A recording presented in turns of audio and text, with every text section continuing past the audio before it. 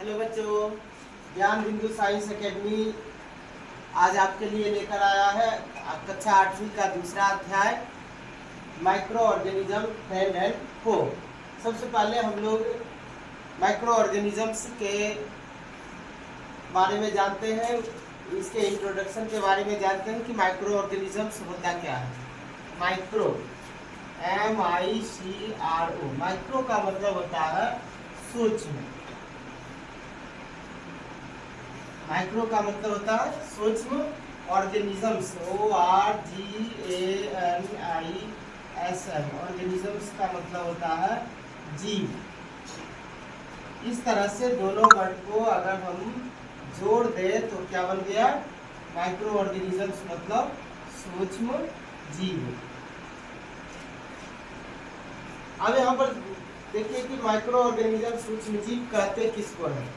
Those organisms which are very very small which cannot be seen with our naked eyes, यानी कि वैसे जीव जो अत्यंत छोटे होते हैं और जो हमारी नग्न आंखों से दिखाई नहीं देते हैं उन्हें सूक्ष्मजीव या माइक्रो ऑर्गेनिजम्स कहते हैं।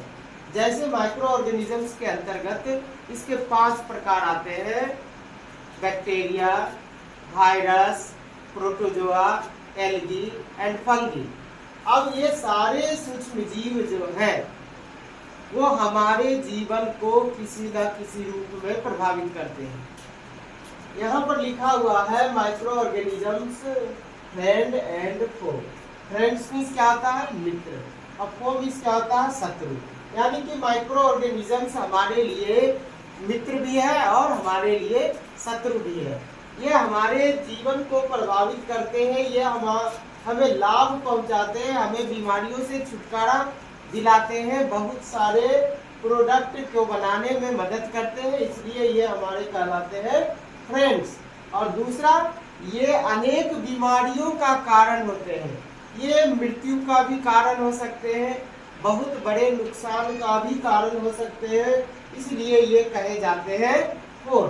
अब जैसे उदाहरण के लिए माइक्रो ऑर्गेनिज्म फ्रेंड कैसे है, तो बहुत सारे सूक्ष्म जीव जैसे कवक, शैवाल, ये शैवाल जो है समुद्र के ऊपर या नम स्थानों पर उगने वाले छोटे छोटे पौधे की तरह होते हैं। ये धरती पर जितने ऑक्सीजन का उत्पादन होता है उसके 50% से अधिक हिस्सा इस एल्गी के द्वारा उत्पादित किया जाता है। दूसरा, हम जितने भी प्रकार के बेकरी इंडस्ट्री में ब्रेड, पनीर या दूसरे अन्य बिस्किट उत्पाद बनाते हैं वो सभी मोल्ड्स के उदाहरण हैं। क्या करते हैं कि आटे को या मैदे को गूंथकर उसमें थोड़ा सा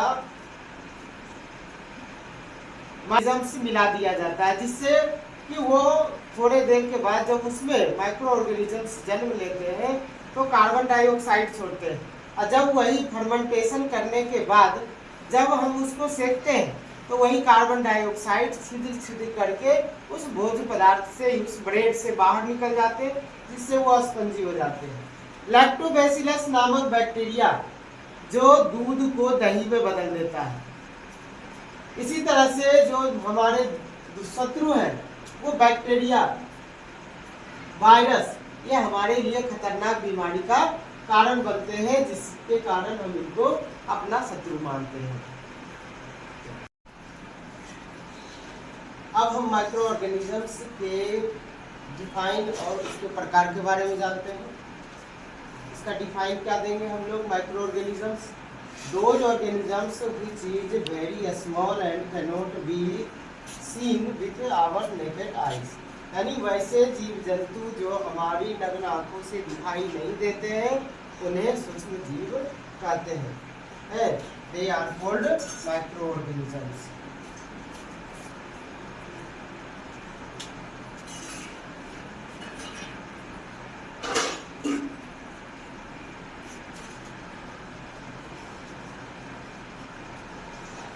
Next है kinds of microorganisms. There are 5 kinds of microorganisms. पहला है बैक्टीरिया, दूसरा है वायरस, तीसरा है प्रोटोजोआ,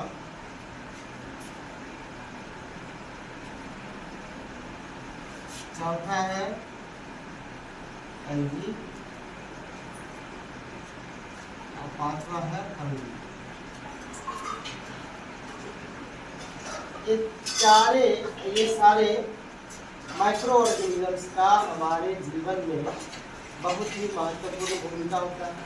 बैक्टीरिया अभी बताए कि बैक्टीरिया जो है वो लाभ भी पहुंचाता है और हानि भी पहुंचाता है।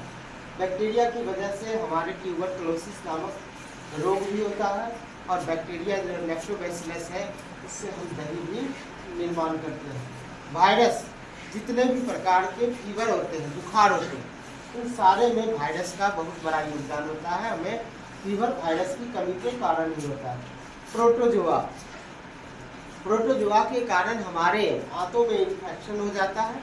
हमारा एक इन्फेक्शन, एक बीमारी में हम लोग जानते हैं एंट अमीबा हिस्टोलिटिका नामक प्रोटोजोआ अमीबा के कारण जो है हमारे आंत में पेचिस नामक, अमीबिय पेचिस जिसको कहते हैं, पेचिस नामक बीमारी होता है, जिसके कारण हमें लूज मोशन या डिसेंट्री हो जाती है। एल्गी जो है, एल्गी जो शैवाल के नाम से भी जाना जाता है, यह जो है समुद्र के ऊपर उगने वाला माइक्रो ऑर्गेनिजम्स है जो जलीय जीव जंतुओं के लिए ऑक्सीजन और भोजन प्रदान करता है। साथ ही अगर यह हमारे भोजन के ऊपर अगर लग गया हो या कहीं जो जलीय स्थान हो वहाँ अगर एल्गी उपज गया हो तो वो काई जो है हमें फिसलन भी प्रदान करता है, जिससे दुर्घटनाएं हो सकती है। फंगी जो है, ये फंगी हमारे रोटी या मॉइस्ट चमड़े सूती के कपड़े आदि को खराब कर देते हैं। हम लोग अक्सर जाड़े के दिनों में देखते हैं कि रोटी के ऊपर सफ़ेद सफ़ेद धागे जैसी रचना हो गई है, जो क्या है, फंगी है। यह हमारे भोजन को खराब कर देती है। अब इसके बाद हम लोग जानेंगे कि अलग अलग जो माइक्रो ऑर्गेनिजम्स है अलग अलग बीमारी का कारण कैसे बनते हैं और वे किस बीमारी का कारण है। अब बारी बारी से जानते हैं कि माइक्रो ऑर्गेनिजम्स के द्वारा जो डिजीज होते हैं वो कौन कौन से डिजीज जानवर में कौन होते हैं और प्लांट में कौन से पाए जाते हैं। जैसे बैक्टीरिया, बैक्टीरिया की वजह से हमें ट्यूबरकुलोसिस, कॉलरा और टाइफाइड नामक बीमारी होती है। आप लोग लक्षण जानते हैं कि ट्यूबरकुलोसिस का लक्षण क्या होता है, इसको हिंदी में क्षय रोग बोलते हैं। क्षय रोग के कारण हमारे जो फेफड़े हैं वो हमारे फेफड़े को वो क्षतिग्रस्त कर देते हैं, जिसके कारण हमें खांसी होने पर खखार के साथ जो है वो रक्त भी स्रावित होने लगता है। दूसरा है कोलेरा। कोलेरा का जो है पहले बहुत ही भयानक बीमारी मानी जाती थी। जिस गांव में कोलेरा फैला हुआ है इसे हिंदी में हैजा भी कहते थे, और जब उल्टी और दस्त दोनों एक साथ होता था तो बहुत सारे लोग मरते थे, और उसके इन्फेक्शन से जो उसे देखने जाते या मिलने जाते उन्हें भी वह बीमारी पकड़ लेती और गांव के गांव जो है वो साफ हो जाते। इसे ही महामारी का नाम दिया जाता था। लेकिन अब इसका प्रिवेंशन जो है अब जान गया है कि बैक्टीरिया की वजह से होता है, तो उसकी रोकथाम दवा की मदद से कर दी जाती है। टाइफाइड, टाइफाइड भी एक तरह का बुखार है जो लंबी समय तक होता है। अगर इसमें संयम बरती जाए तो यह टाइफाइड का बीमारी जो है वो इलाज के द्वारा ठीक हो सकता है। दूसरा, बैक्टीरिया की वजह से जो है पौधे में होने वाला रोग है वह है सिट्रस किंकर। हमारे गेहूं या धान के पौधे का जो बीज है जब वो फलने वाला होता है, जब बीज बढ़ने वाला होता है तो उसके सिरे पर जो है वो फफूंदी जैसी रचना आ जाती है, जिसे हम सिट्रस किंकर कहते हैं। फिर वायरस की वजह से होने वाली बीमारी है measles, chicken pox, polio and hepatitis A. Measles, इसको हम लोग, यह एक बुखार होता है। चिकन पॉक्स, इसमें शरीर पर जो है धब्बे धब्बे चकते चकते निशान आ जाते हैं। पोलियो, इसमें इसे हम पैरालाइसिस, दूसरे शब्दों में पैरालाइसिस भी कहते हैं। अगर किसी बच्चे को पोलियो यानी वायरस ने अटैक कर दिया है तो उसे पोलियो हो जाता है अर्थात उसका कोई अंग जो है शून्य पड़ जाता है, वह अंग पूरी तरह से क्षतिग्रस्त हो जाता है, वह अंग बेकार हो जाता है, वह काम नहीं करता है। तीसरा हेपेटाइटिस, यह एक तरह से बुखार के लक्षण के साथ आता है, जो कि बहुत ही खतरनाक बीमारी है। अगर ये सही समय पर इलाज ना हो तो रोगी मर भी सकता है।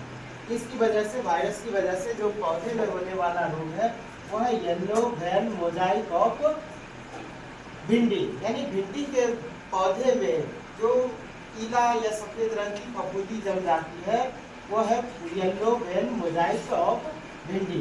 इसकी वजह से भिंडी के जो फल है वो बहुत छोटे छोटे हो जाते हैं, वो पत्तियां भी सूख जाती है, पीले पड़ जाते हैं, और जो हमारी भिंडी की खेती है वो सफल नहीं हो पाती है। फिर प्रोटोजोआ, प्रोटोजोआ की वजह से मलेरिया होता है, प्रोटोजोआ की वजह से जो है अमीबिए पेचिस होता है, जिसके कारण उल्टी और दस्त होता है। फिर इसके वजह से जो है पौधे कम क्षतिग्रस्त होते हैं, लेकिन फंगी की वजह से कोई बीमारी तो नहीं होता, लेकिन हमारे भोजन को ये फंगी जो है वो नष्ट कर देते हैं, जिससे अगर हम नष्ट माइक्रो ऑर्गेनिजम्स के द्वारा इन्फेक्ट भोजन को अगर करते हैं तो हमें फूड पॉइजनिंग हो जाता है, जिसमें उल्टी दस्त हो सकते हैं। ये जो पौधे में होने वाला रोग है वो है रस्ट ऑफ व्हीट, यानी कि जो गेहूं के पौधे हैं उनमें जो है रस्ट लग जाते हैं, जिसकी वजह से हमारे गेहूं की फसल क्षतिग्रस्त हो जाती है, उसके दाने पुष्ट नहीं हो पाते हैं, वे जो है वो कमजोर और छोटे छोटे होकर के पौधे सूख जाते हैं।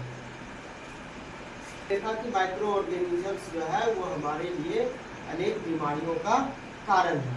साथ ही माइक्रो ऑर्गेनिजम्स के द्वारा हम लोग लाभान्वित भी होते हैं।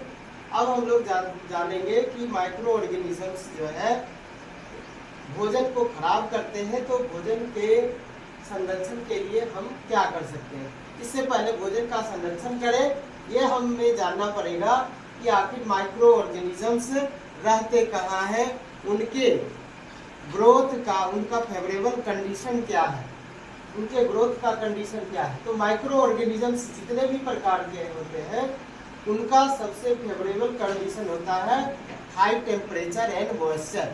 अगर हाई टेम्परेचर और मॉइस्चर है तो वहाँ माइक्रो ऑर्गेनिजम्स आसानी से ग्रो करते हैं, मल्टीप्लाई करते हैं, अपना रिप्रोडक्शन करते हैं।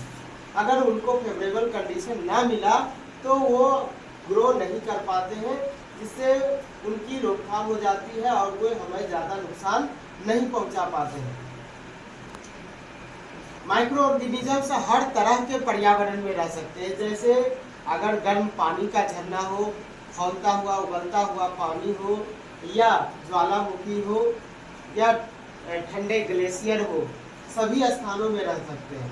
लेकिन जब माइक्रो ऑर्गेनिज्म हर तरह के वातावरण में रहते हैं तो फिर हम इनसे कैसे बच सकते हैं। आखिर होता ये है कि अगर माइक्रो ऑर्गेनिजम्स को अनफेवरेबल कंडीशन मिले तो वह अपने चारों ओर कठोर आवरण बना लेते हैं, जिसे हम पुटी कहते हैं, उसके अंदर वो सुरक्षित हो जाते हैं और वह इंतजार करते हैं उस समय का जब फेवरेबल कंडीशन आए। तो जब हम दूध को उबालते हैं तो वह हमारे दूध के अंदर बैक्टीरिया पुटी के अंदर जाकर के बंद हो जाते हैं, या कमजोर बैक्टीरिया जो है वो मर जाते हैं, जिसके कारण हमारा दूध जो है वो खराब होने से बच जाता है। लेकिन अगर हम दूध कई घंटों तक, अगर कई दिनों तक छोड़ दें, अगर उबला हुआ पास्चराइज्ड दूध भी है, तो अगर हम हाई टेम्परेचर पर बाहर में ही ऐसे ही रख दें तो पैकेट के अंदर भी खराब हो जाते हैं, क्योंकि बैक्टीरिया को फेवरेबल कंडीशन कई घंटों के बाद उपलब्ध हो जाता है और वो फिर से अपना गुणन और वृद्धि करना आरंभ कर देता है। तो माइक्रो ऑर्गेनिजम्स के प्रभाव को हम कम कर सकते हैं दो चीजों से, पहला टेम्परेचर और दूसरा मॉइस्चर। अगर किसी भोजन में मॉइस्चर की मात्रा कम हो तो वहाँ पर बैक्टीरिया ग्रो नहीं करता, इसीलिए अनाजों को संसाधित या संग्रहित करने से पहले उसे हम धूप में सुखा देते हैं। कई भोज्य पदार्थों को हम धूप में सुखाकर उसे पापड़ की तरह या उससे 0.1% या 5% तक मॉइस्चर कर देते हैं, जिससे उसके अंदर मॉइस्चर अगर नहीं होता है तो माइक्रो ऑर्गेनिजम्स ग्रो नहीं करता और हमारा भोजन सड़ने से बच जाता है। दूसरा है टेम्परेचर। अगर हम भोजन को लो टेम्परेचर पर रखते हैं, जैसे दूध को फ्रिज में रखें है या किसी पके हुए खाने को फ्रिज में या लो टेम्परेचर पर रखते हैं, तो वो भोजन खराब नहीं होता है, खराब होने से बच जाता है। तो यानी कि माइक्रो ऑर्गेनिजम्स का फेवरेबल कंडीशन को अगर हम हटा देते हैं, यानी मॉइस्चर और टेम्परेचर को, तो माइक्रो ऑर्गेनिजम्स के ग्रोथ को हम लोग रोक देते हैं। इसी तरह से हम अपने भोजन की सुरक्षा कर पाते हैं। अब यहाँ पर दूसरा, भोजन को संरक्षित करने का, प्रिजर्व करने के अनेक तरीके हैं, जैसे केमिकल मेथड। केमिकल मेथड के अंतर्गत जो है हम लोग क्या करते हैं, भोजन में नमक डाल देते हैं। नमक क्या करता है, नमक मॉइस्चर को लॉक कर देता है, जिसके कारण नमी जो है वो नमक के अंदर जो है एब्जॉर्ब हो जाता है और बाहर में नमी नहीं रहता है, जिसके कारण बैक्टीरिया को नमी नहीं मिल पाता है, यानी माइक्रो ऑर्गेनिजम्स को, और वो ग्रो नहीं कर पाते। जैसे नींबू को अगर हम घर लाते हैं और कई दिनों तक बाहर रख देते हैं, तो वो नींबू धीरे धीरे सड़ के खराब हो जाता है।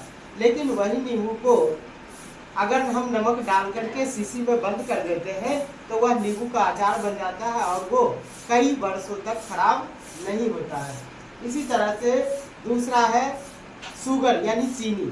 अगर किसी भोजन में अगर चीनी, मॉइस्चर हटाकर उसमें चीनी की मात्रा अधिक कर देते हैं, तो वह खराब होने से बच जाता है। जैसे अगर हम किसी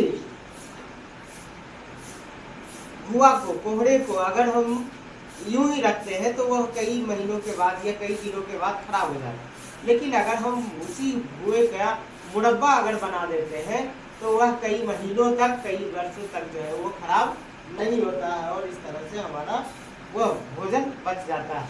इस तरह से तेल जो है वो भी प्रिजर्वेटिव का काम करता है। तेल जो है माइक्रो ऑर्गेनिजम्स तक मॉइस्चर और एयर को पहुंचने नहीं देता है, जिससे क्या होता है कि हमारा जो अचार है वो खराब नहीं होता है। नेक्स्ट है पाशीकरण। पाशीकरण विधि में क्या करते हैं, भोजन को यानी कि दूध को 70 डिग्री तक उबालते हैं, फिर उसे तीव्रता से 0 डिग्री सेल्सियस तक ठंडा करते हैं, जिसके कारण वह दूध जो है पाशीकृत होकर खराब नहीं होता है। नेक्स्ट है स्टोरेज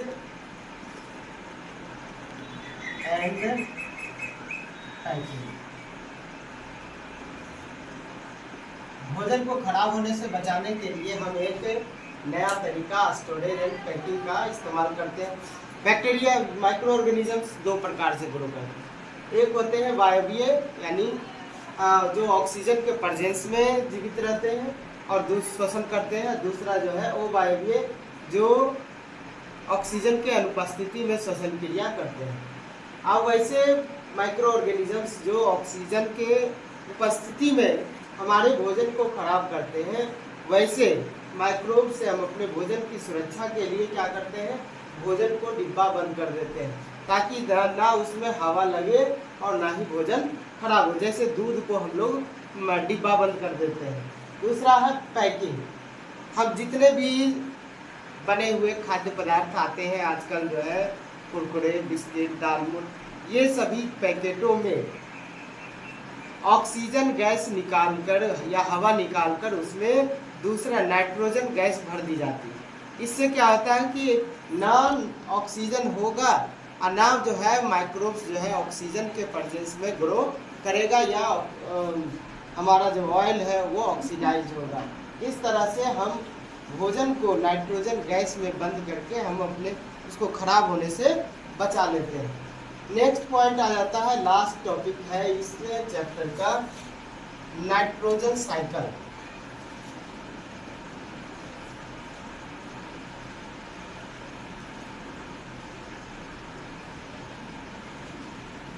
इसको हिंदी में कहते हैं नाइट्रोजन चक्र।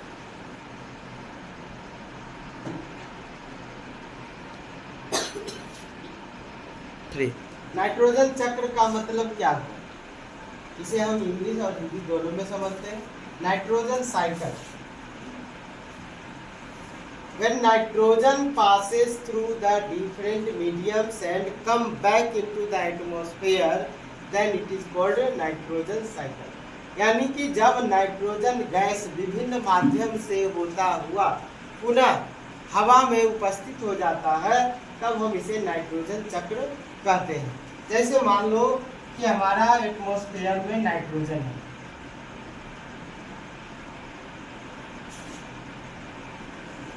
एटमॉस्फेयर में नाइट्रोजन जो है वो कहाँ चला गया, बैक्टीरिया के द्वारा जो है वह ग्रहण कर लिया गया, और इसको हमको क्या कहते हैं, राइजोबियम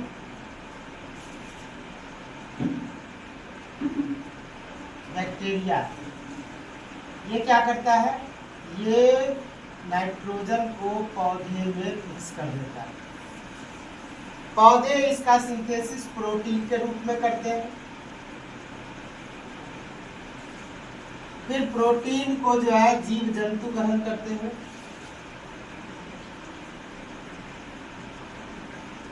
प्रोटीन का पाचन होने के बाद वो कुछ नाइट्रोजन जो है वो फिर से हवा में लौट आते हैं। जो बचा हुआ प्रोटीन या नाइट्रोजन है, जब वह ऑर्गेनिजम्स डेड हो जाता है तब डीनाइट्रिफिकेशन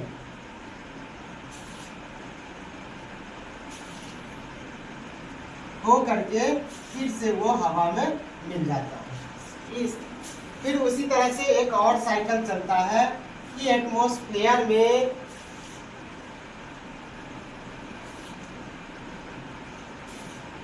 रेन के दौरान लाइटनिंग होती है, और उस लाइटनिंग में जो है वो नाइट्रोजन जो है वो नाइट्रेट में कन्वर्ट हो जाता है, और वो नाइट्रेट जो है वो चला जाता है सॉइल में। नाइट्रोजन लाइटनिंग जब हुआ, LIGHTNING लाइटनिंग, तब वो नाइट्रोजन जो है नाइट्रोजन का कंपाउंड बन के चला गया वर्षा के साथ सॉइल में, और सॉइल से ग्रहण कर लिया पौधा, और फिर पौधा उसका उपयोग कर लिया प्रोटीन के रूप में, और फिर प्रोटीन का उपयोग कर लिया दूसरा जीव जंतु, और फिर जब वो मर गया तो सड़ने डीनाइट्रिफिकेशन के द्वारा फिर सड़ने गलने के बाद फिर से वो एटमॉस्फेयर में मिल गया। इस तरह से नाइट्रोजन का जो चक्र है हमारे एटमॉस्फेयर में, एटमॉस्फेयर से पौधे में, पौधे से जीव जंतु में, जीव जंतु से फिर एटमॉस्फेयर में चला जाता है। इसी तरह से दूसरा चक्र जो है वो एटमॉस्फेयर से वर्षा के जल के द्वारा मिट्टी में, मिट्टी से पौधे में, पौधे से ऑर्गेनिजम्स में, और फिर ऑर्गेनिजम्स के डेड होने के बाद जब डीनाइट्रिफिकेशन यानी डिकम्पोजिशन होता है तो वो फिर से एटमॉस्फेयर में मिल जाता है। इस तरह से हमारा नाइट्रोजन साइकिल पूरा हो जाता है। ठीक, थैंक यू। इसके साथ ही अगला जो चैप्टर होगा कक्षा 8वीं का, अगले दिन हम लोग देखेंगे कि अगला चैप्टर क्या है, उसमें हमें क्या क्या पढ़ना है। फिर एक नई शुभकामना के साथ फिर मिलते हैं। धन्यवाद। अच्छा लगा हो तो सब्सक्राइब कीजिए, लाइक कीजिए, शेयर कीजिए।